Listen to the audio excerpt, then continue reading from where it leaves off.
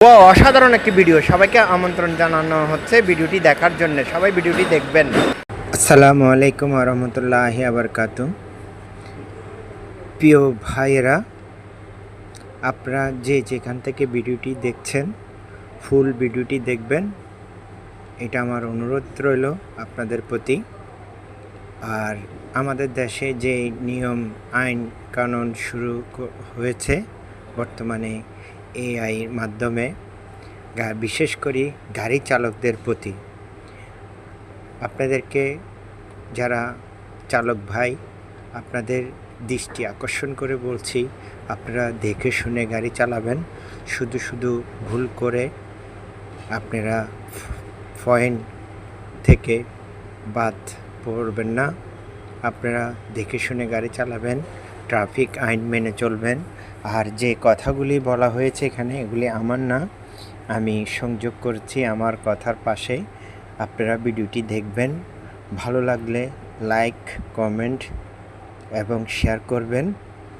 পেজটিকে ফলো দিয়ে সাথে থাকবেন আরও নতুন ভিডিও পাওয়ার জন্যে। আর বিশেষ করে আবারও আমি বলবো, আমরা সাধারণ নাগরিক, আমরা এত কিছু বুঝি না। এআইয়ের মাধ্যমে যেভাবে মামলা হচ্ছে, ঢাকা শহরে শুনতেছি, চিটাগাঙ্গ এটা কার্যক্রম শুরু করতে যাচ্ছে সরকার। অতএব আমরা সরকারকে সহযোগিতা করব, সরকারও আমাদেরকে সহযোগিতা করবে।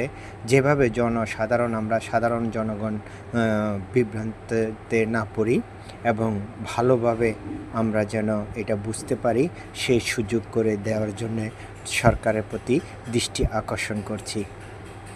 মহাসড়কে পর্যাপ্ত নিরাপত্তা নিশ্চিত না করে চালকদের ওপর পয়েন্ট কাটার মতো কঠোর আইন চাপিয়ে দেওয়া সত্যিই একটি উদ্বেগের বিষয়। যখন একজন চালক সারাদিন জীবনের ঝুঁকি নিয়ে রাস্তায় থাকেন, তখন তাকে সহায়তার বদলে যদি কেবল শাস্তির ভয় দেখানো হয়, তবে তা মানসিক চাপের সৃষ্টি করে।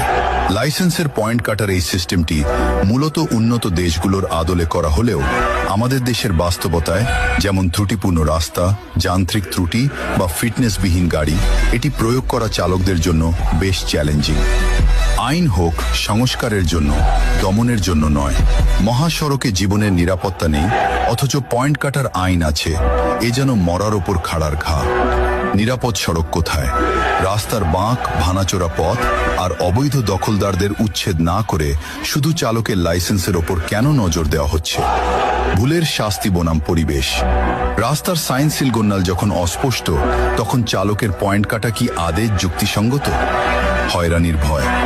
এই পয়েন্ট কাটার ক্ষমতা যদি অপব্যবহার করা হয়, তবে সাধারণ চালক কেবল পুলিশের হয়রানির শিকার হবেন। নিরাপত্তা দিন, তারপর আইন নিন। পয়েন্ট কাটা বন্ধ হোক, নিরাপদ সড়কের নিশ্চয়তা হোক। শ্রমিক মারার আইন নয়, চালকের জীবন রক্ষা হয় এমন আইন চাই। রাস্তা ঠিক নাই, নিরাপত্তা নাই, পয়েন্ট কাটার বিচার চাই। কিছু বাস্তব দাবি যা তোলা জরুরি। আইনের স্বচ্ছতা। কোন অপরাধে কত পয়েন্ট কাটা হবে তা যেন সাধারণ ও অশিক্ষিত চালকরাও সহজে বুঝতে পারেন। সংশোধনের সুযোগ। পয়েন্ট কাটার আগে চালককে সতর্ক করা এবং প্রশিক্ষণের মাধ্যমে পয়েন্ট ফিরে পাওয়ার ব্যবস্থা থাকা উচিত।